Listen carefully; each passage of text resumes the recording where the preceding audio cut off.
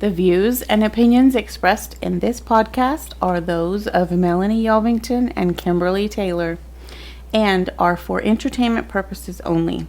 We mean no disrespect to the victims nor their families. And thank you for listening, and don't forget to hit that subscribe and follow button and like us. Veil of Humanity is a weekly podcast where we give you a look behind the human-like mask killers wear. So, let's dive on in. What is up, my crime-crazy people? Welcome to Veil of Humanity. We're your hosts, Melonie Yelvington and Kimberly Taylor. And today we are bringing you the harrowing case of Travis Alexander, a man that was killed by his ex-girlfriend, Jodi Arias, in 2008. So grab your favorite beverage and a pillow to scream into as we take a look into a pretty little liar. But before we start, just so you know, we are a fan of the cursey words, and they will be in this podcast. Yes, they will. So, trigger warnings to get started. Talks of murder, stabbing, discussion of guns, sexual discussion, and of course, mental health. Okay, Bess, you ready? I'm ready. You know this case. Just a little bit. A little bit. Just a tiny tad. So, Jodi Arias was born on July 9th of 1980 in Salinas, California to William and Sandra. She was an inspiring photographer and worked odd jobs until she started in sales for prepaid legal services. Why do the insane ones always want a photograph? Casey Anthony. Travis Alexander was born July 28th, 1977 in Riverside, California to Gary and Pamela. His father would pass in July of 97, and Travis and his 7 siblings, it's a lot of kids, were taken in by their paternal grandmother. Wow. Did you know that he actually performed stand-up under the alter ego Eddie Snell? No, I did not know He that. apparently was a very funny guy. I knew he was a motivational speaker. Yeah, he but was, not the stand-up part. Yeah, I didn't know that. He did stand-up comedy. Huh. So he was a salesman and a motivational speaker for prepaid legal services, or PPL. For those that aren't familiar with PPL, it's also known as Legal Shield. It was previously known as Prepaid Legal Services, or simply Prepaid Legal. It's an American corporation that sells legal service products direct to consumer through employer groups and through multi-level marketing. So it's an MLM. I had it when I was at the bank. Did you? Because I called a lawyer's office one time. Had to use a few lawyers myself. I would have used them if I needed to. But luckily in that case, I only needed the police. Nice. It's always satisfying.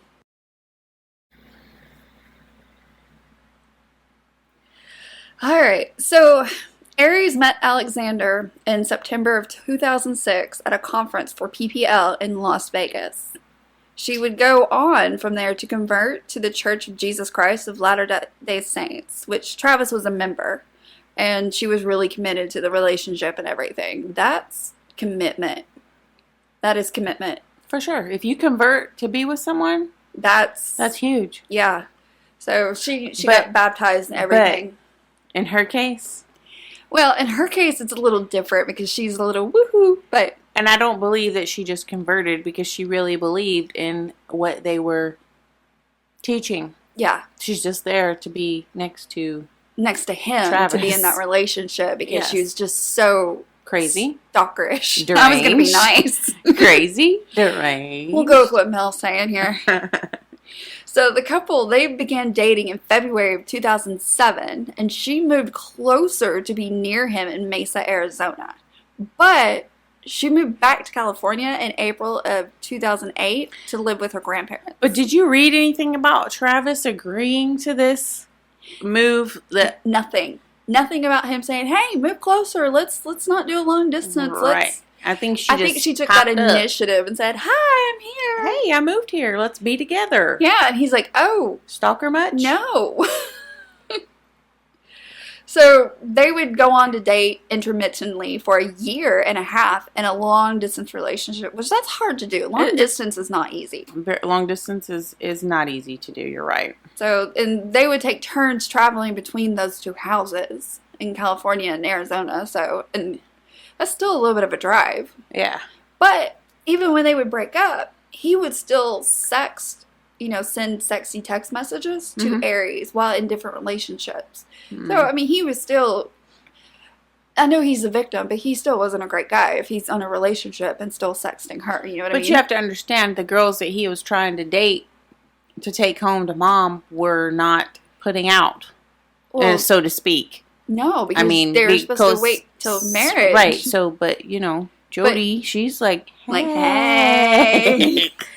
I got you covered. Whatever you want, whatever you need, I got it. So that's really the way she was with him. Was. And she was like, she was like, I am yours. She's very deadpan in the face, though. I'm just like. She is. Ugh.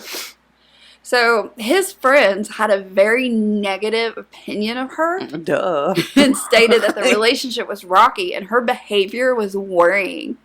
So that should be like one big red flag right there. Well, because Travis is telling them what he is doing. Emailing and saying, hey, they're doing crazy. This. And they're like, oh. She really was looking at him with another girl through a window at his house. I mean, like, good God, girl. Please don't stalk me. Like, that's Can you imagine just sitting there watching TV with your date? And you look out the window and there's some deranged person like, oh, 911. I can't. Can you imagine, like, because we're in a room and we have a window facing us, so I just can't imagine looking out there right now and seeing someone just, like, gawking, like, open. That's one of my biggest fears. When you're so terrified of something, like you've watched a movie or something, and you think something's outside, but you don't even want to move the curtain because something might be right there in your face. There, and you're like jump scared. That's the way I can imagine looking over there and just seeing her face in the window. You're like, oh shit, being just, no, what are you doing? Go away. God. Like when you watch that scary movie. She wasn't emailing that girl, wasn't she? Like talking crazy. She was. Trying to get her to go all away. Up in his business. She was trying to get her to go away for sure. So, Wednesday, June 4th, 2008, the day of the murder. Travis was murdered at his house in Mesa. He had sustained 27 stab wounds, a slit throat, and a gunshot to the head. You want to talk about overkill and being fucking personal? That's personal. That's very personal. So the medical examiner, his name was Kevin Horn. He would go on to testify that the jugular vein, the common carotid artery, and the trachea had been slashed. And he even had defensive wounds on his hands. Damn. But that he was probably deceased by the time that he was shot.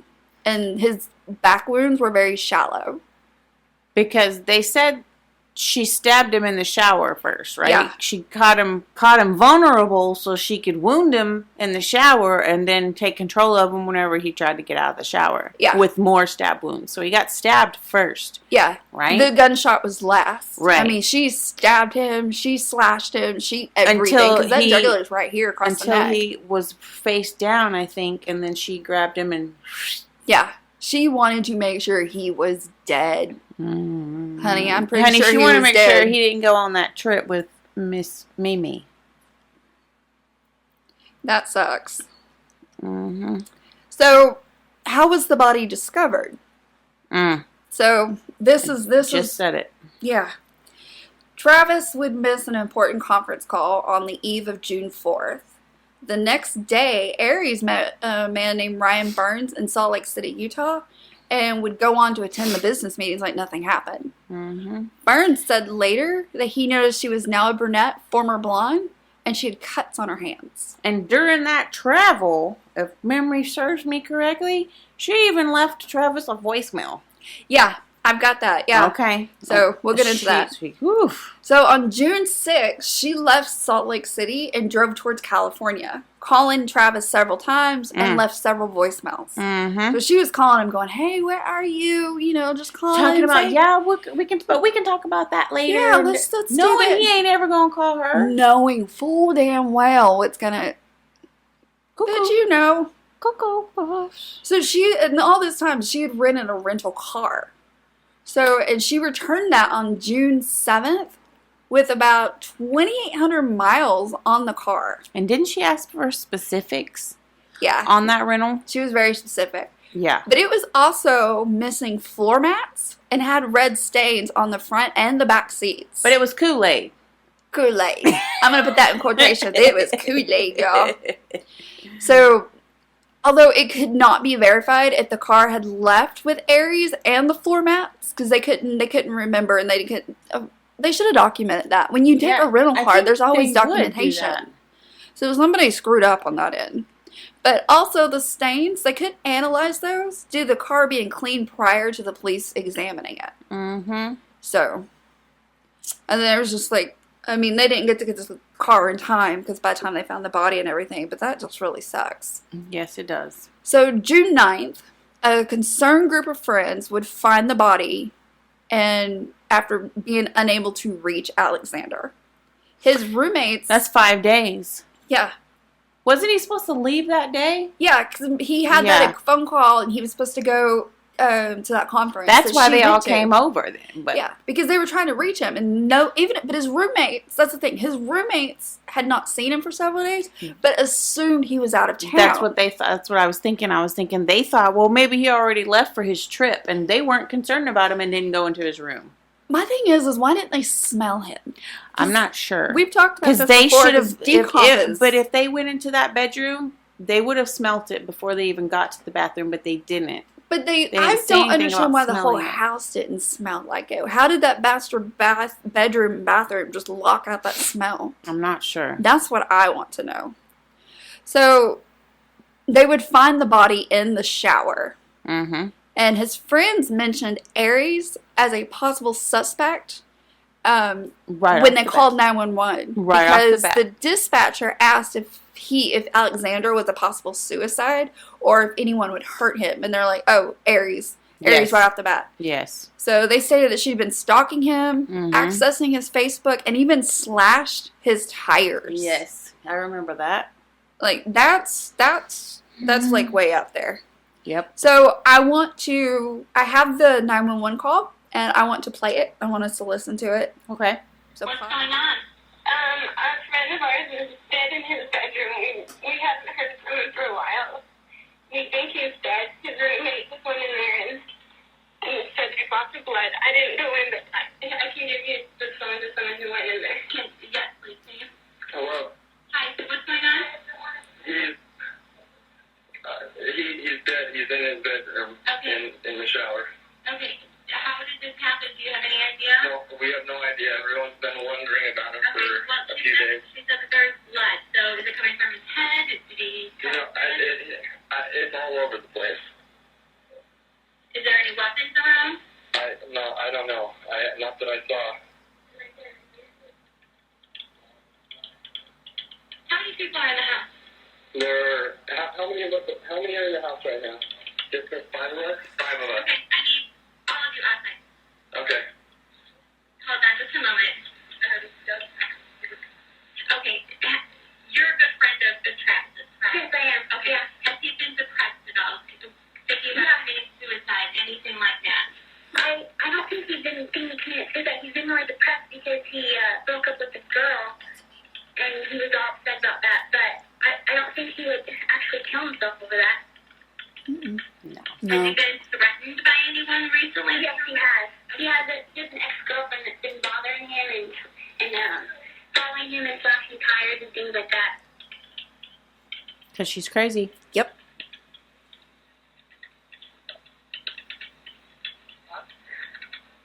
He's so handsome. Yeah, he's very handsome. And do you know the ex-girlfriend's name? Do you know what's his ex-girlfriend's name? Taylor. And do you know if he's ever reported it to the police? Her name is Jodi. I don't know if he's ever reported her. Yeah, ask him if he's ever reported Jodi to the police. But it's Santos.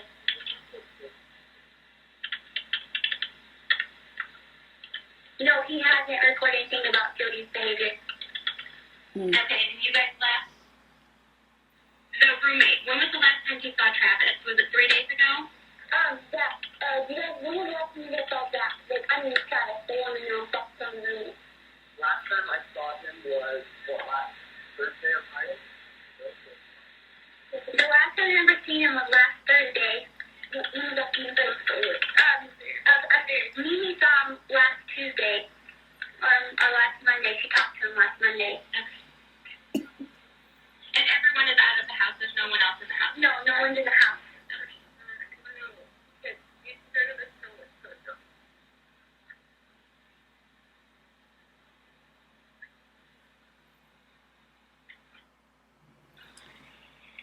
And what is your name? My name's Michelle. I need to ask a friend something here. I'm giving the phone to me. Okay. Here. Hi. She's this partner. Okay. And this is, okay, the tab is in his bedroom?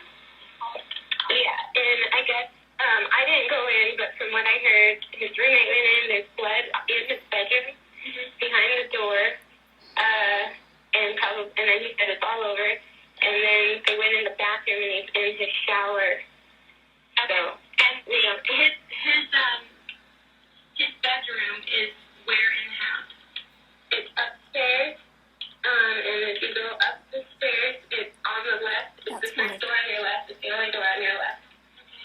And it's a big master suite bedroom up there. And she's talking to his friend right now. There's a girl that's been stalking him and things, and he's trying to you might know some information. I hope my phone doesn't die. I'm on like one bar of battery. Okay. Well, I'm just going to keep you on the phone until officers arrive. Either officers or paramedics arrive, okay? Okay, I think I can get it home.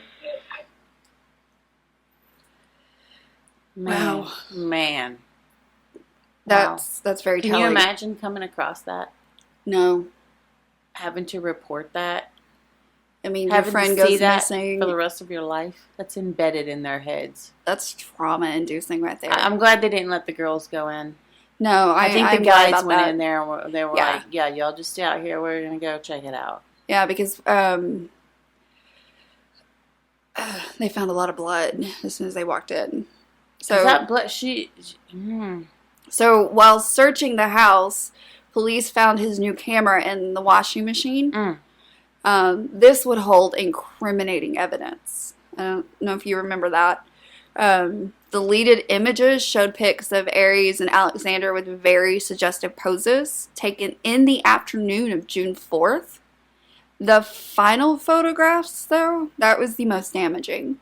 It showed Travis in the shower at approximately 5:29 p.m. And that was the last picture taken of him alive. You know, it's that shot That was her where getting he's him to turned pose? around. You Where know. she was getting him to pose? Yeah, where he's very vulnerable, you know. And then the next photos taken just minutes later showed him bleeding profusely on the bathroom floor. And that's when they found the bloody palm prints on the wall of the bathroom. Mm-hmm. That contained both DNA of Aries and Alexander because she cut her hands. Of course. When you're using a knife like that, you're going to. I mean, if you're just slashing away, you're going to get cut. Yeah. So, but for them to have to call and say, hey, you know, he's been missing. This is what's going on. We found the body. She did it. Didn't she go, when she went to Salt Lake City, Utah, to see that guy? Didn't she have little things wrapping around her fingers, and she said she cut herself at work? Yeah, she said. Something. So she had them cuts on her fingers for sure. They knew it. Yeah. They knew it. So she was indicted by the grand jury in Maricopa County, Arizona for first-degree murder and was arrested at her home in California 6 days later. She was then extradited back to Arizona on September 5th. She pled not guilty on September 11th. Of course she pled not guilty. They always plead not guilty. At this time, she would provide different accounts about the death of Travis. So at first, she said she was not in Mesa when he was murdered and had not seen him since March of 2008. She then told police that 2 intruders had broken into his home, killed him, and attacked her. It gets better, though. Just wait. 2 years later, she would end up telling police that she killed him in self-defense as she had been a victim of domestic violence. She's playing that card, just like Miss Shayna Hubers. Of course, Shayna was after, but Shayna was the copycat. But you know what? I mean, I get everybody's entitled to a defense, but her lawyer, God love him, he had a hell of a job. He did. To do. And I felt sorry for him the whole time. I mean, I can't imagine having to defend someone that you... Someone like her? You know she's guilty. Who won't let you do the best defense, though. She wouldn't. She tried to get rid of him so many times, I think. And they all do, though. He was trying to get rid of her, too. He was trying to not be her lawyer. I wouldn't want her as a client. Understandably. But she wouldn't do anything he suggested. You know, it was always a fight with her about her defense. So I felt sorry for him. I did, too. I'm sure people didn't like him because he defended her, but... I mean, that's his job. He's a defense lawyer. That's what they do. He has to do the best of his ability. Yeah. He even talks about that in his book. Yeah. So, if you have seen the interrogation tape, it's very interesting. Oh. The video shows Aries doing a headstand and singing Oh Holy Night. She also would ask to put makeup on before taking her booking photo. Because, you know, you gotta look your best. And what did she say during her mugshot? She was like, I just thought about what would Travis do or something. Yeah, what would something Travis stupid. want me to do? And it was like, oh, he'd want me to smile. And I was like, what? No, honey. Cray cray. So what we'll do is we're going to link the video in our show notes if you'd like to watch it. I highly recommend it. I'm going to put 2 different links for y'all to check it out because it's very interesting. Yes. So April 6, 2009... a motion to reconsider the defendant's motion to disqualify Maricopa County's DA's office was denied. So, on May 18th, she was ordered to submit an IQ and competency testing. They always are. You always got to check. Always got to make sure. You know? Got to get it right. So, January 2011, the defense tried to obtain text messages and emails.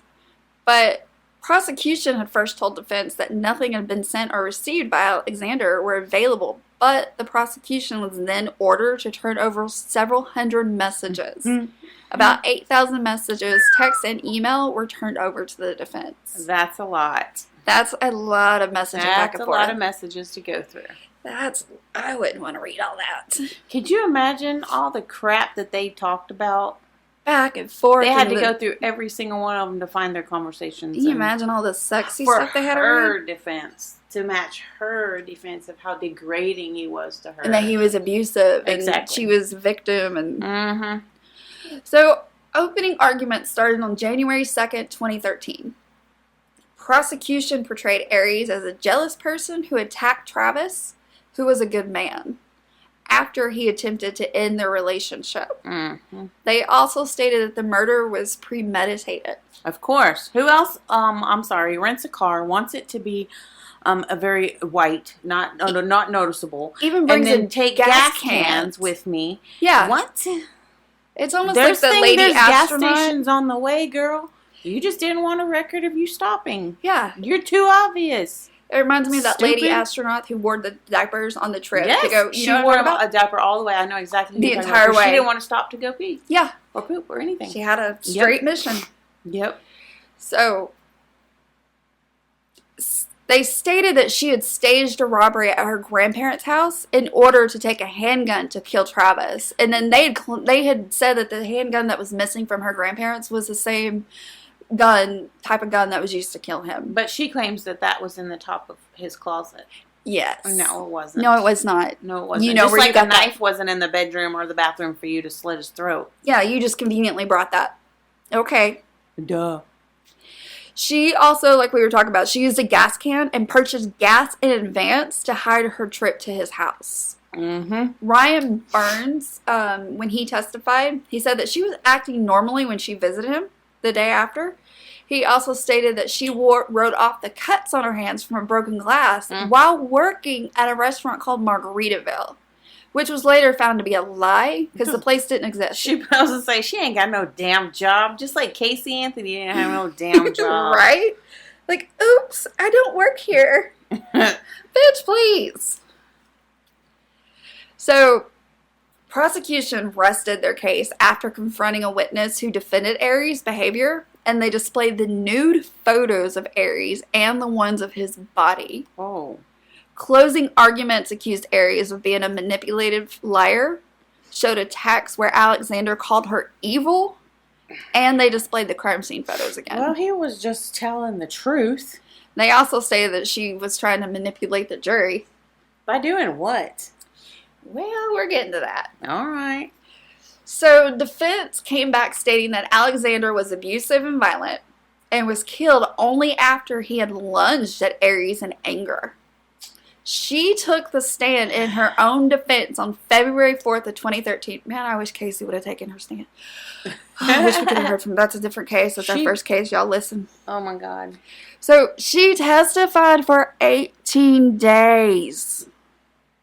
Y'all, what do you have to say? But did you see it?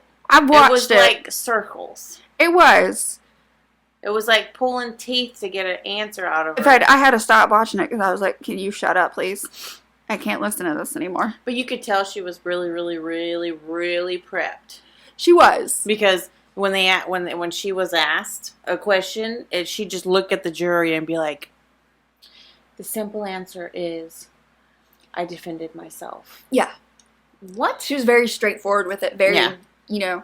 So she detailed the abuse she had suffered from her parents on the stand. She lied. But she went into detail about her sex life with Alexander, which is completely uncalled for. That is details nobody needs to know. And Keep the stuff that to she yourself. said wasn't even true. Some of the stuff she said about that happened in the bedroom wasn't even true.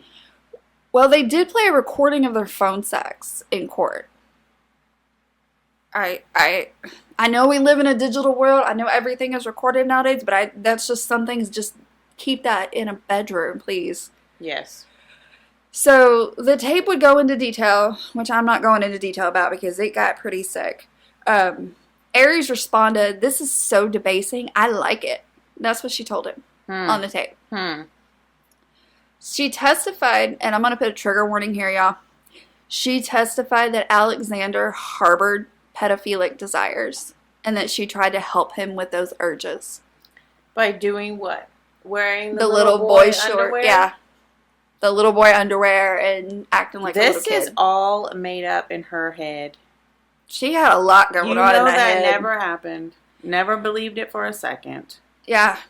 She would also go on to say that he was physically and emotionally abusive.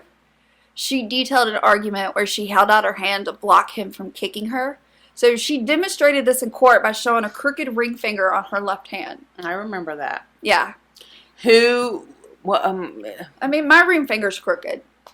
I mean, she's reaching here. She was. She's trying to show a little injury and make it seem like he's the one that did it. Yeah. And she probably fell and landed wrong on her hand as a kid and broke it. Probably had it all of her life. Yeah.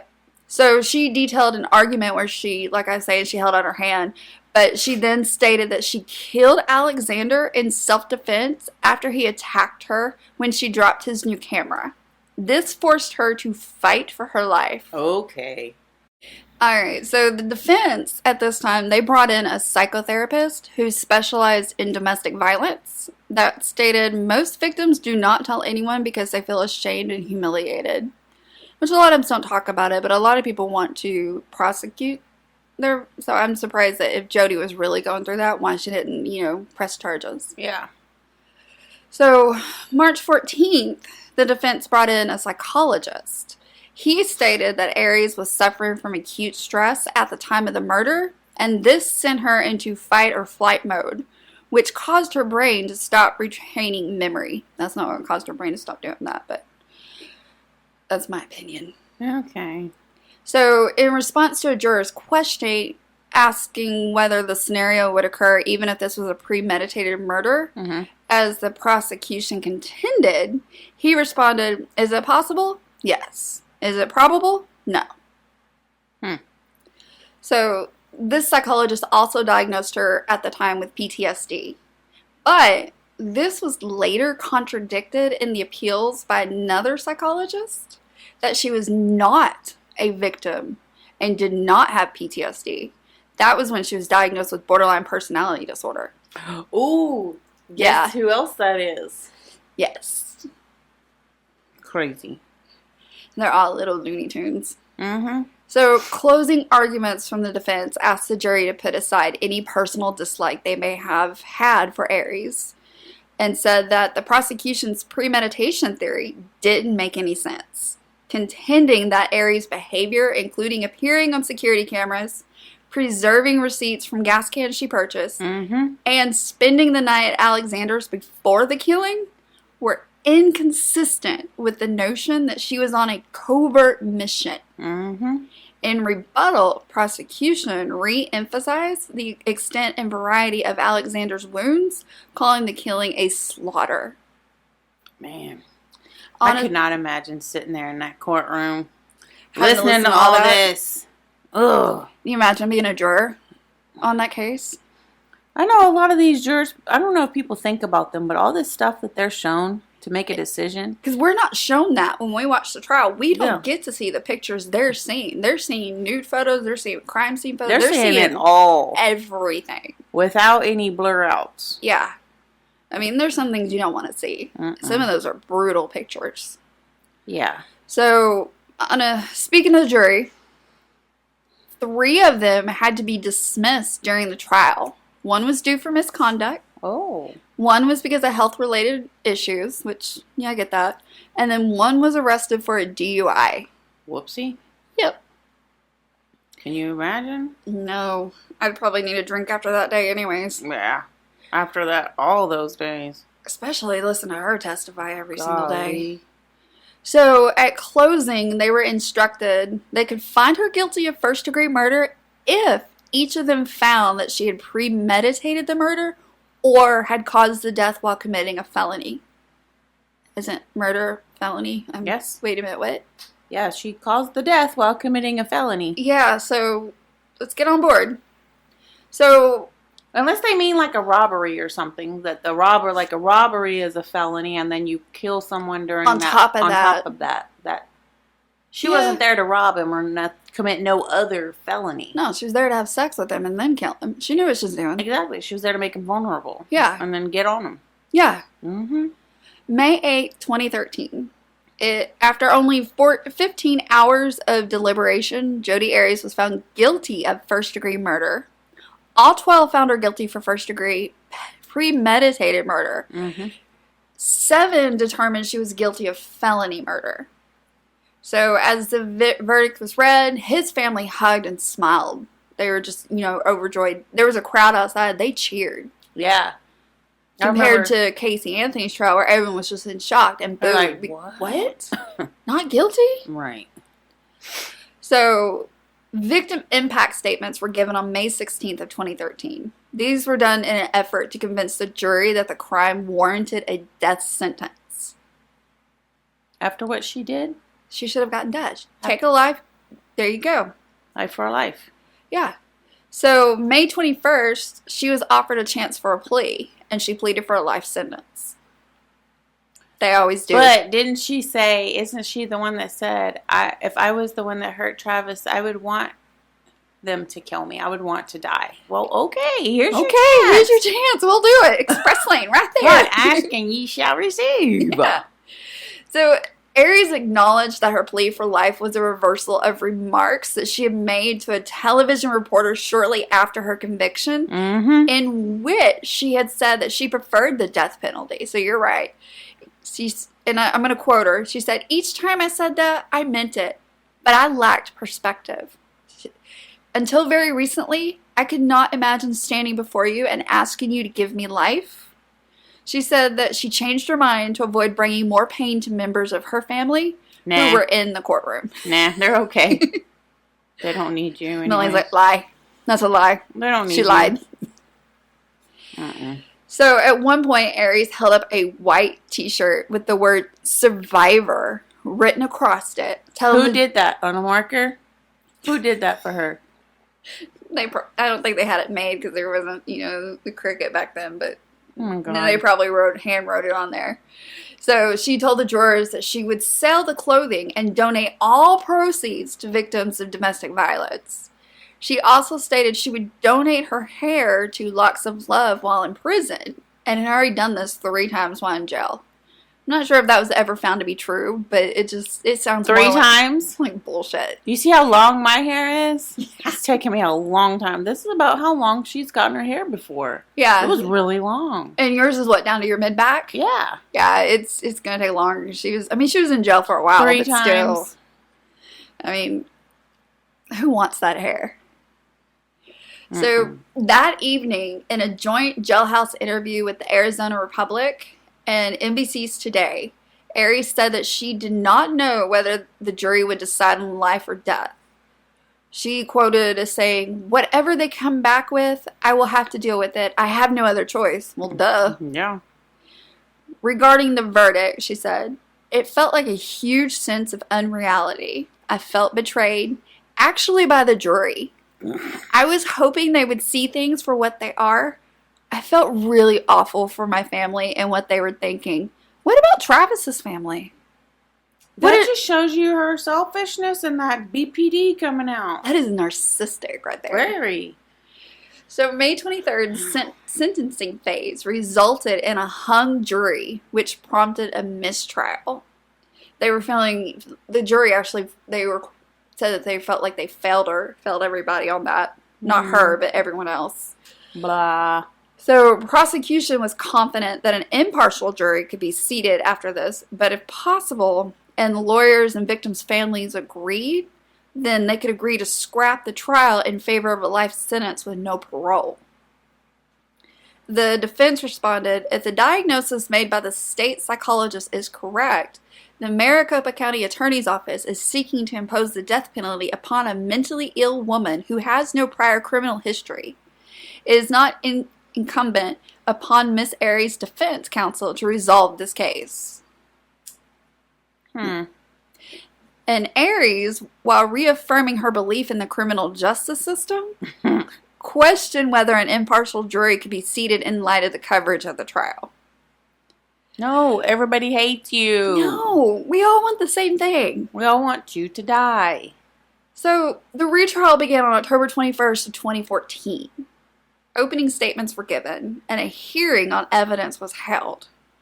Prosecution witness Amanda Webb was called in on the first trial to rebut Arias' testimony that she returned a gas can to Walmart on May 8, 2007. Admitted she did not know if all records were transferred after the store relocated. I did not remember her trying to return a gas can. Who does that? It's a used gas can. I'm going to just return it. I don't need it anymore. It smells like gas. It's used. You can bring it back if it's unused. I guess you can return anything to Walmart. I don't know. I think they have a stricter policy than that. So, after a holiday break, the retrial resumed in January of 2015. Mesa police experts admitted that Alexander's laptop had viruses and pornography, contrary to testimony in the first trial in 2013. And jury deliberations began on February 12th of 2015. Such a long time. Yeah, there was a lot of time in between A these lot trials. of time. March 2nd, 2015, the jury informed Judge Stevens that they were deadlocked. Arias' attorneys requested a mistrial. Stevens denied the request, read additional instructions to the jury, and ordered them to resume deliberations. Been there. Yeah.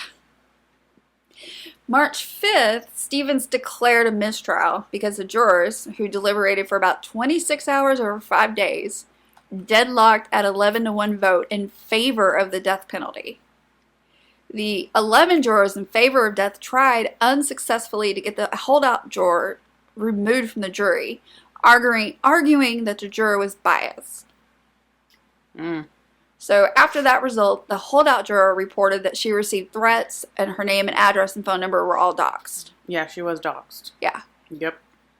So sentencing was scheduled for April 7th of 2015. Options were given to sentence Arias to either life imprisonment without the possibility of parole or with the possibility of parole after 25 years. And we all know which one she needed to get. We all know what she needed, but she didn't get it. She did receive life without parole. Yeah. She was ordered to pay more than $32,000 to his siblings in restitution. That ain't enough. No. She's currently housed at the Arizona Department of Corrections in the Arizona State Prison Complex, Perryville.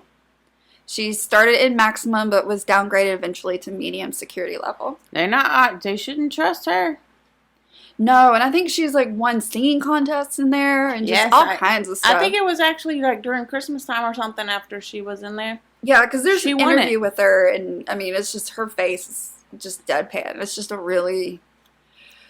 So, I need everyone to take a big deep breath. In, out, woosah. Bring it on in. Because this is a heavy case. This was hard. This one's hard. He was a good looking man. He didn't deserve to die that way. No, he Nobody didn't. deserves to die in a horrible death at all. No, but I'm going to recommend, if you haven't seen the 2020 episode or any of the interviews, I highly suggest everyone check them out. yeah. We'll definitely put some links for those in the show notes and everywhere.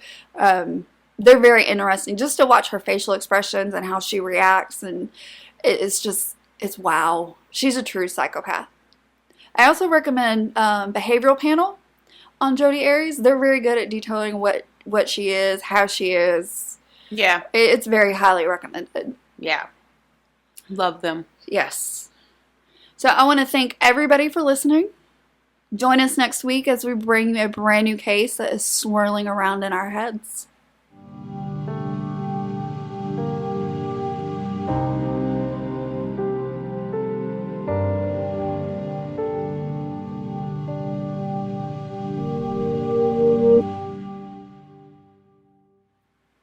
All right, my crime crazy people, we will be back next week with a brand new episode. To see all of our source material, please consult the show notes. Don't forget to click that subscribe follow button and follow us on our social media at Veil of Humanity Podcast, Instagram, YouTube, and Facebook. And we're also on TikTok. And also, we'd love if you'd leave a review. Give us feedback. Send us an email, veilofhumanity@gmail.com. Hosted by Kimberly Taylor and Melonie Yelvington. Produced, edited, and music by Courtney Santos. A Bronc Bay Production. Okay, Bronc, tell them we will see them again next week. Ooh.